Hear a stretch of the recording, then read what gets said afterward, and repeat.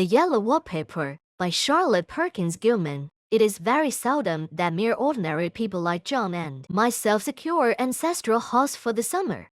A colonial mansion, a hereditary estate, I would say, haunted house, and reach the height of romantic felicity, but that would be asking too much of fate. Still, I will proudly declare that there is something queer about it. Else, why should it be let so cheaply, and why have stood so long untenanted? John laughs at me, of course, but one expects that in marriage. John is practical in the extreme. He has no patience with faith and intense horror of superstition, and he scoffs openly at any talk of things not to be felt and seen and put down in figures. John is a physician, and perhaps I would not say it to a living soul, of course, but this is stat paper and a great relief to my mind. Perhaps that is one reason I do not get well faster. You see, he does not believe I am sick, and what can one do? If a physician of high standing, and one's own husband, assures friends and relatives that there is really nothing the matter with one but temporary nervous depression, a slight hysterical tendency, what is one to do? My brother is also a physician, and also of high standing, and he says the same thing. So I take phosphates or phosphites, whichever it is, and tonics and journeys and air and exercise, and am absolutely forbidden to work until I am well again. Personally, I disagree with their ideas. Personally, I believe that congenial work with excitement and change would do me good. But what is one to do? I did write for a while in spite of them, but it does exhaust me a good deal having to be so sly about it, or else meet with heavy opposition. I sometimes fancy that in my condition, if I had less opposition and more society and stimulus, but John says the very worst thing I can do is to think about my condition, and I confess it always makes me feel bad. So I will let it alone and talk about the house. The most beautiful place. It is quite alone, standing well back from the road, quite 3 miles from the village. It makes me think of English places that you read about, for there are hedges and walls and gates that lock, and lots of separate little houses for the gardeners and people. There is a delicious garden. I never saw such a garden, large and shady, full of box-bordered paths, and lined with long grape-covered arbors with seats under them. There were greenhouses, too, but they are all broken now. There was some legal trouble, I believe, something about the heirs and co-heirs. Anyhow, the place has been empty for years. That spoils my ghostliness, I am afraid, but I don't care. There is something strange about the house, I can't feel it. I even said so to John one moonlight evening, but he said what I felt was a draft and shut the window. I get unreasonably angry with John sometimes. I'm sure I never used to be so sensitive. I think it is due to this nervous condition. But John says if I feel so, I shall neglect proper self-control. So I take pains to control myself before him, at least, and that makes me very tired. I don't like our room a bit. I wanted one downstairs that opened on the piazza and had roses all over the window and such pretty old-fashioned chintz hangings, but John would not hear of it. He said there was only one window and not room for 2 beds, and no near room for him if he took another. He is very careful and loving, and hardly lets me stir without special direction. I have a scheduled prescription for each hour in the day. He takes all care from me, and so I feel basely ungrateful not to value it more. He said we came here solely on my account, that I was to have perfect rest and all the air I could get. Your exercise depends on your strength, my dear, said he, and your food somewhat on your appetite, but air you can't absorb all the time. So we took the nursery at the top of the house. It is a big, airy room, the whole floor nearly, with windows that look all ways, and air and sunshine galore. It was nursery first, and then playground and gymnasium, I should judge, for the windows are barred for little children, and there are reins and things in the walls. The paint and paper look as if a boys' school had used it. It is stripped off the paper in great patches all around the head of my bed, about as far as I can reach, and in a great place on the other side of the room low down. I never saw a Worst paper in my life. One of those sprawling flamboyant patterns committing every artistic sin. It is dull enough to confuse the eye in following, pronounced enough to constantly irritate and provoke study. And when you follow the lame, uncertain curves for a little distance, they suddenly commit suicide, plunge off at outrageous angles, destroy themselves in unheard of contradictions. The color is repellent, almost revolting, smoldering, unclean yellow, strangely faded by the slow-turning sunlight. It is a dull yet lurid orange in some places, a sickly sulfur tint in others. No wonder the children hated it. I should hate it myself if I had to live in this room long. There comes John, and I must put this away. He hates to have me write a word. We have been here 2 weeks, and I haven't felt like writing before since that first day. I am sitting by the window now, up in this atrocious nursery, and there is nothing to hinder my writing as much as I please, save lack of strength. John is away all day, and even some nights when his cases are serious. I am glad my case is not serious, but these nervous troubles are dreadfully depressing. John does not know how much I really suffer. He knows there is no reason to suffer, and that satisfies him. Of course, it is only nervousness. It does weigh on me so not to do my duty in any way. I meant to be such a help to John, such a real rest and comfort, and here I am a comparative burden already. Nobody would believe what an effort it is to do what little I am able to dress and entertain and other things. It is fortunate Mary is so good with the baby, such a dear baby, and yet I cannot be with him. It makes me so nervous. I suppose John never was nervous in his life. He laughs at me so about this wallpaper. At first he meant to repaper the room, but afterwards he said that I was letting it get better of me, and that nothing was worse for a nervous patient than to give way to such fancies. He said that after the wallpaper was changed, it would be the heavy bedstead, and then the barred windows, and then that gate at the head of the stairs, and so on. You know the place is doing you good, he said, and really, dear, I don't care to renovate the house just for a 3 months rental. Then do let us go downstairs, I said. There are such pretty rooms there. Then he took me in his arms and called me a blessed little goose, and said he would go down cellar if I wished, and have it whitewashed into the bargain. But he is right enough about the beds and windows and things. It is as airy and comfortable a room as anyone need wish. And, of course, I would not be so silly as to make him uncomfortable just for a whim. I'm really getting quite fond of the big room, all but that horrid paper. Out of one window I can see the garden, those mysterious, deep-shaded arbors, the riotous old-fashioned flowers, and bushes and gnarly trees.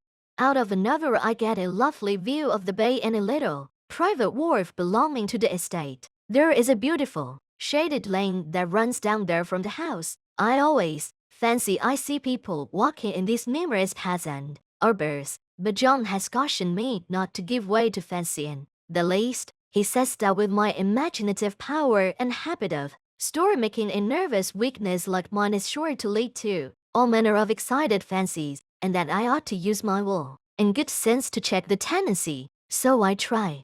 I think sometimes that if I were only well enough to write a little, it would relieve the press of ideas and rest me. But I find I get pretty tired when I try. It is so discouraging not to have any advice and companionship about my work. When I get really well, John says we would ask Cousin Henry and Julie down for a long visit. But he says he would as soon put fireworks in my pillowcase as to let me have those stimulating people about now. I wish I could get well faster, but I must not think about that. This paper looks to me as if it knew what a vicious influence it had. There is a recurrent spot where the pattern looks like a broken neck, and two bulbous eyes stare at you upside down.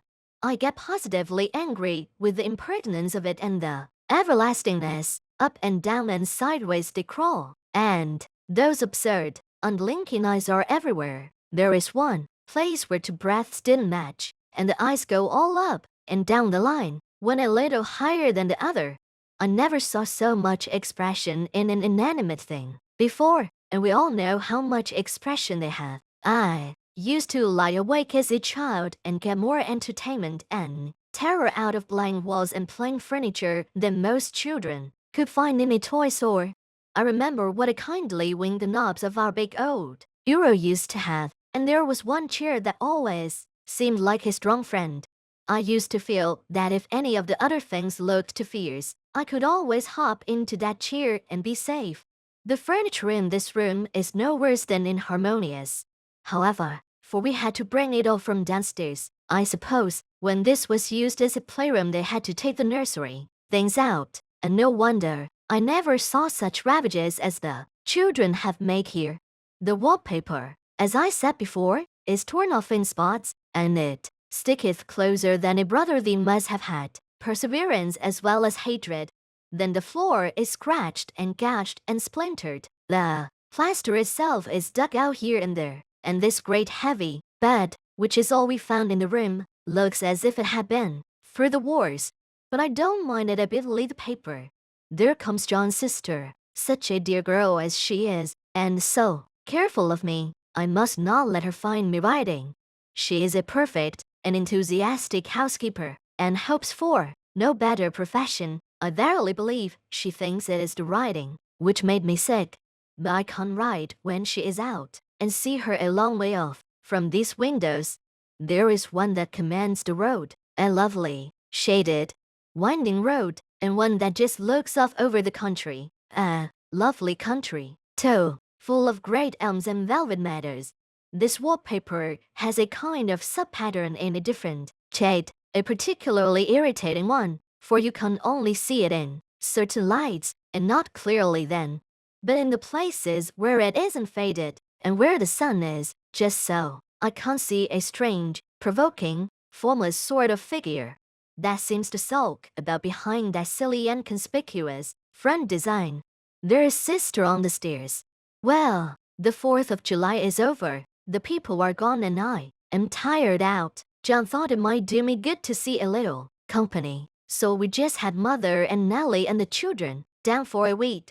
Of course I didn't do a thing. Jenny sees to everything now, but it tired me all the same. John says if I don't pick up faster, he shall send me to Weir Mitchell in the fall. But I don't want to go there at all. I had a friend who was in his hands once, and she says he is just like John and my brother, only more so. Besides, it is such an undertaking to go so far. I don't feel as if it was worthwhile to turn my hand over for anything, and I'm getting dreadfully fretful and querulous.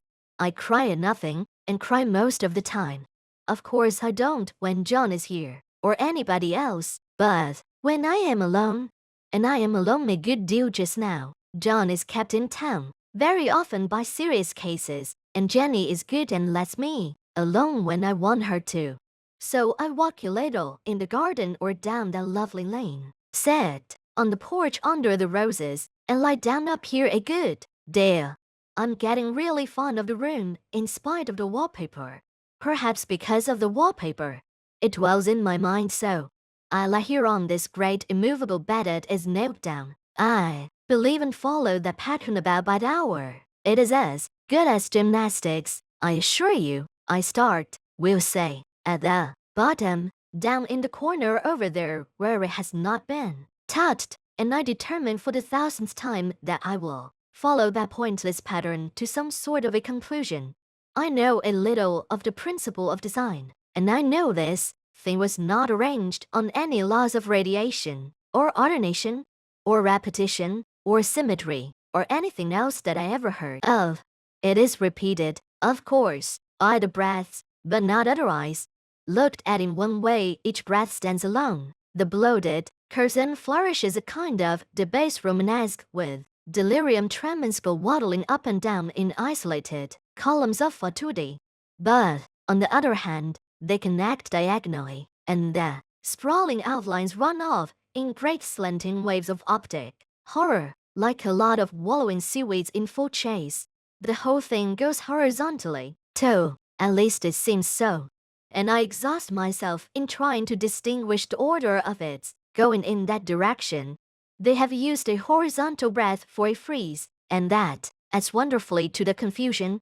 There is one end of the room where it is almost intact. And there, when the crust lights fade and the low sun shines directly upon it, I can almost fancy radiation after all. The interminable grotesques seem to form around a common center and rush off in headlong plunges of equal distraction. It makes me tired to follow it. I would take a nap, I guess. I don't know why I should write this. I don't want to. I don't feel able. And I know John would think it absurd, but I must say what I feel and think in some way it is such a relief. But the effort is getting to be greater than the relief. Half the time now I am awfully lazy and lie down ever so much. John says I mustn't lose my strength and has me take cod liver oil and lots of tonics and things, to say nothing of ale and wine and rare meat. Dear John, he loves me very dearly and hates to have me sick. I tried to have a real earnest reasonable talk with him the other day and tell him how I wish he would let me go and make a visit to Cousin Henry and Julia. But he said I wasn't able to go, nor able to stand it after I got there, and I did not make out a very good case for myself, for I was crying before I had finished. It is getting to be a great effort for me to think straight, just this nervous weakness, I suppose. And dear John gathered me up in his arms and just carried me upstairs and laid me on the bed and sat by me and read to me till it tired my head. He said I was his darling and his comfort and all he had, and that I must take care of myself for his sake and keep well. He says no one but myself can help me out of it, that I must use my will and self-control and not let any silly fancies run away with me. There's one comfort, the baby is well and happy, and does not have to occupy this nursery with the horrid wallpaper. If we had not used it, that blessed child would have. What a fortunate escape! Why, I wouldn't have a child of mine, an impressionable little thing, live in such a room for words. I never thought of it before, but it is lucky that John kept me here after all. I can't stand it so much easier than a baby. Ew, say it. Of course I never mention it to them anymore. I am too wise, but I keep watch of it all the same. There are things in that paper that nobody knows but me, or ever will. Behind that outside pattern, the dim shapes get clearer every day. It is always the same shape, only very numerous. And it is like a woman stooping down and creeping about behind that pattern. I don't like it a bit. I one day begin to think he wished John would take me away from here. It is so hard to talk with John about my case, because he is so wise, and because he loves me so. But I tried it last night. It was moonlight, the moon shines in all around, just as the sun does. I hate to see it sometimes, it creeps so slowly, and always comes in by one window or another. John was asleep, and I hated to waken him, so I kept still and watched the moonlight on that undulating wallpaper till I felt creepy. The faint figure behind seemed to shake the pattern, just as if she wanted to get out. I got up softly and went to feel and see if the paper did move, and when I came back, John was awake. What is it, little girl? He said. Don't go walking about like that, you'll get cold. I thought it was a good time to talk, so I told him that I really was not gaining here, and that I wished he would take me away. Why, darling, said he, our lease will be up in 3 weeks, and I can't see how to leave before the repairs are not done at home, and I cannot possibly leave town just now. Of course, if you were in any danger I could and would, but you really are better, dear, whether you can see it or not. I am a doctor, dear, and I know you are gaining flesh and color. Your appetite is better. I feel really much easier about you. I don't weigh a bit more, said I, nor as much, and my appetite may be better in the evening when you are here, but it is worse in the morning when you are away. Bless her little heart, said he with a big hug. She shall be as sick as she pleases, but now let's improve the shining hours. I going to sleep and talk about it in the morning. And you won't go away? I asked gloomily. Why, how can I, dear? It is only 3 weeks more, and then we would take a nice little trip of a few days while Jenny is getting the house ready. Really, dear, you are better. Better in body perhaps, I began, and stopped short. For he sat up straight and looked at me with such a stern, reproachful look that I could not say another word. "My darling," said he, "I beg of you, for my sake and for our child's sake, as well as for your own, that you will never, for one instant, let that idea enter your mind. There is nothing so dangerous, so fascinating, to a temperament like yours. It is a false and foolish fancy. Can you not trust me as a physician when I tell you so?"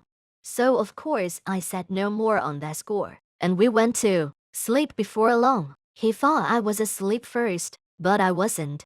I lay there for hours trying to decide whether that front pattern and the back pattern really did move together or separately. On a pattern like this, by daylight, there is a lack of sequence, a defiance of law, that is a constant irritant to a normal mind. The color is hideous enough, and unreliable enough, and infuriating enough, but the pattern is torturing. You think you have mastered it, but just as you get well underway in following, it turns a back somersault and there you are. It slaps you in the face, knocks you down, and tramples upon you. It is like a bad dream. The outside pattern is a florid arabesque, reminding one of a fungus. If you can imagine a toadstool in joints, an interminable string of toadstools, budding and sprouting in endless convolutions, why, that is something like it. That is, sometimes. There is one marked peculiarity about this paper, a thing nobody seems to notice but myself, and that is that it changes as the light changes. When the sun shoots in through the east window, we always watch for that first long, straight ray. It changes so quickly that I never can quite believe it. That is why I watch it always. By moonlight, moon shines in all night. When there is a moon, you wouldn't know it was the same paper. At night, in any kind of light, in twilight, candlelight, lamplight, and worst of all by moonlight, it becomes bars, the outside pattern I mean, and the woman behind it is as plain as can be. I didn't realize for a long time what the thing was that showed behind that dumb pattern, but now I am quite sure it is a woman. By daylight she is subdued, quiet. I fancy it is the pattern that keeps her so still. It is so puzzling, it keeps me quiet by the hour. I lie down ever so much now. John says it is good for me, and to sleep all I can. Indeed, he started the habit by making me lie down for an hour after each meal. It is a very bad habit, I am convinced, for, you see, I don't sleep, and that cultivates deceit, for I don't tell them I'm awake. Oh, no. The fact is, I am getting a little afraid of John. He seems very queer sometimes, and even Jenny has an inexplicable look. It strikes me occasionally, just as a scientific hypothesis, that perhaps it is the paper. I have watched John when he did not know I was looking, and come into the room suddenly on the most innocent excuses, and I've caught him several times looking at the paper, and Jenny too. I caught Jenny with her hand on it once. She didn't know I was in the room, and when I asked her in a very quiet voice, with the most restrained manner possible, what she was doing with the paper, she turned around, as if she had been caught stealing, and looked quite angry, asked me why I should frighten her so. Then she said that the paper stained everything it touched, that she had found yellow smooches on all my clothes and dimes, and she wished we would be more careful. Did not that sound innocent? But I know she was studying that pattern, and I am determined that nobody shall find it out of myself. Life is very much more exciting now than it used to be. Ew, see, I have something more to expect, to look forward to watch. I really do eat better, and am more quiet than I was.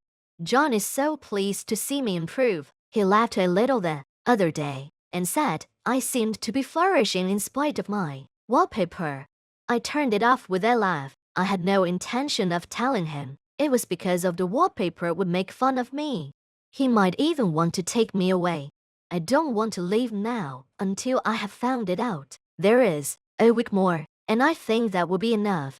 I'm feeling ever so much better. I don't sleep much at night, for it is so interesting to watch developments, but I sleep a good deal in the daytime. In the daytime it is tiresome and perplexing. There are always new shoots on the fungus, and new shades of yellow all over it. I cannot keep count of them, though I have tried conscientiously.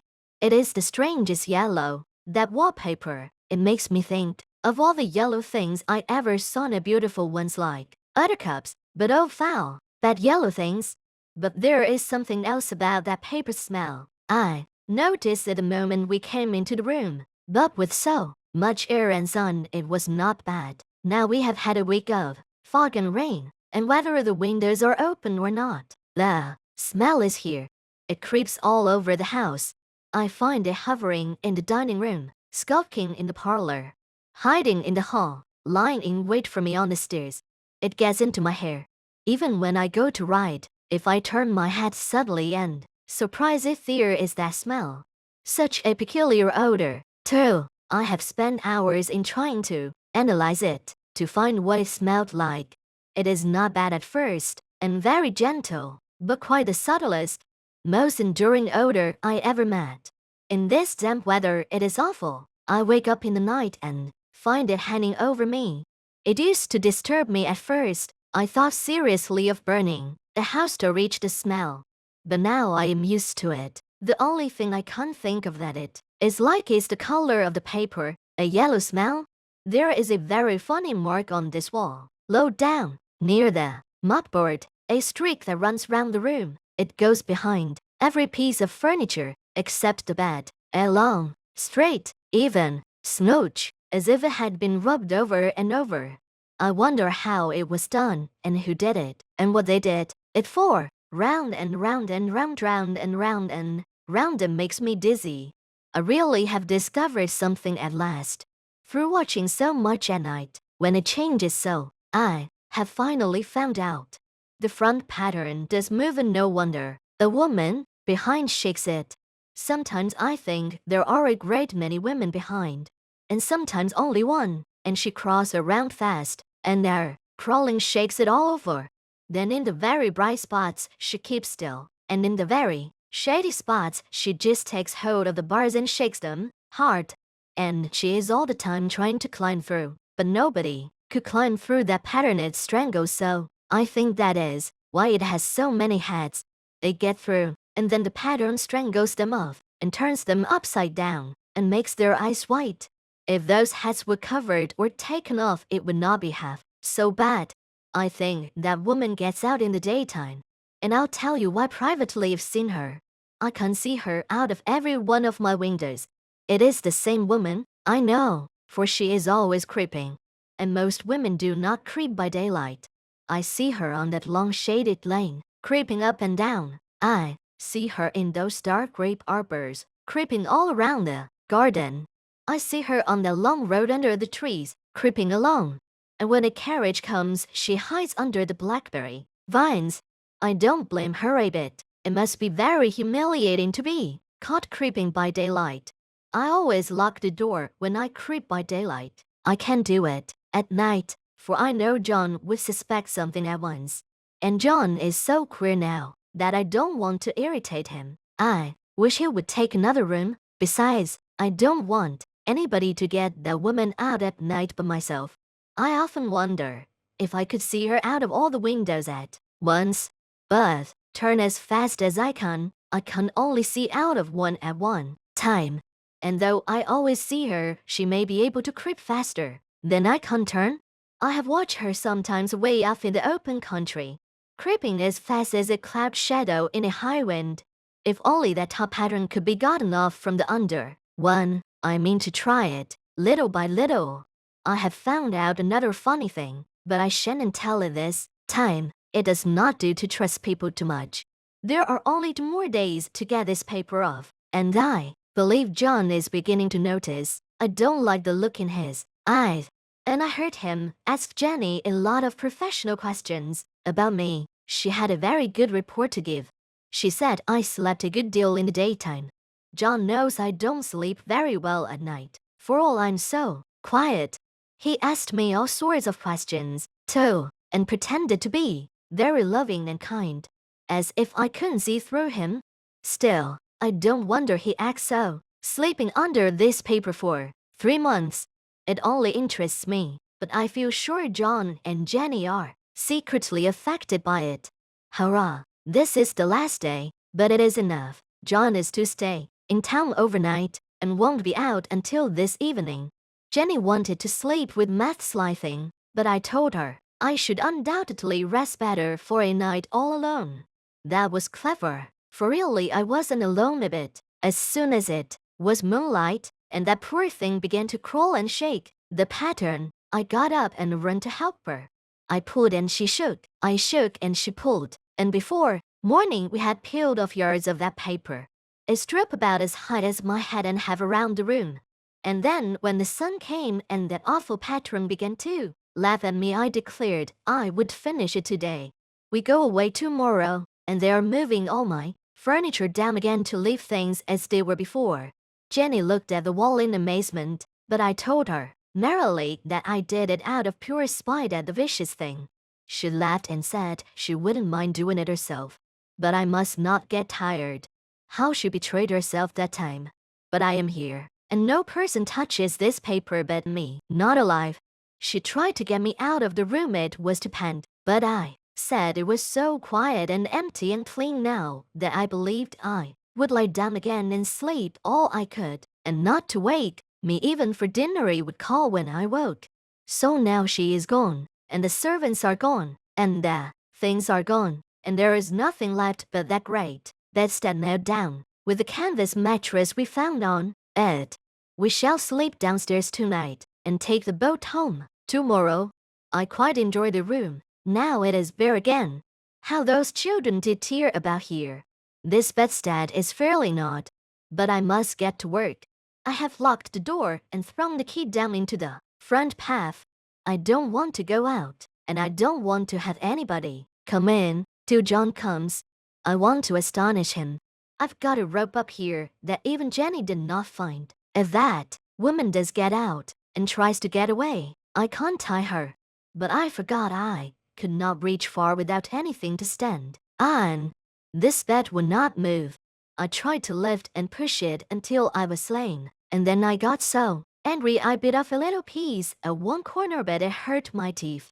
Then I peeled off all the paper I could reach standing on the floor. It sticks horribly and the pattern just enjoys it. All those strangled heads and bulbous eyes and waddling fungus growths just shriek with derision. I'm getting angry enough to do something desperate. To jump out of the window would be admirable exercise, but the bars are too strong even to try. Besides, I wouldn't do it. Of course not. I know well enough that a step like that is improper and might be misconstrued. I don't like to look out of the windows even there are so many of those creeping women, and they creep so fast. I wonder if they all come out of that wallpaper as I did. But I am securely fastened now by my well-hidden rope. You don't get me out in the road there. I suppose I shall have to get back behind the pattern when it comes night, and that is hard. It is so pleasant to be out in this great room and creep around as I please. I don't want to go outside. I won't, even if Jenny asks me to. For outside you have to creep on the ground, and everything is green instead of yellow. But here I can creep smoothly on the floor, and my shoulder just fits in that long smooch around the wall, so I cannot lose my way. Why, there's John at the door. It is no use, young man, you can open it. How he does call and pound. Now he's crying for an axe. It would be a shame to break down that beautiful door. John dear, said I in the gentlest voice, the key is down by the front steps, under a plantain leaf. That silenced him for a few moments. Then he said very quietly indeed, open the door, my darling. I can't, said I. The key is down by the front door under a plantain leaf. And then I said it again, several times, very gently and slowly, and said it so often that he had to go and see, and he got it, of course, and came in. He stopped short by the door. What is the matter? He cried. For God's sake, what are you doing? I kept on creeping just the same, but I looked at him over my shoulder. I've got out at last, said I, in spite of you and Jane, and I've pulled off most of the paper, so you can put me back. Now why should that man have fainted? But he did, and right across my path by the wall so that I had to creep over him every time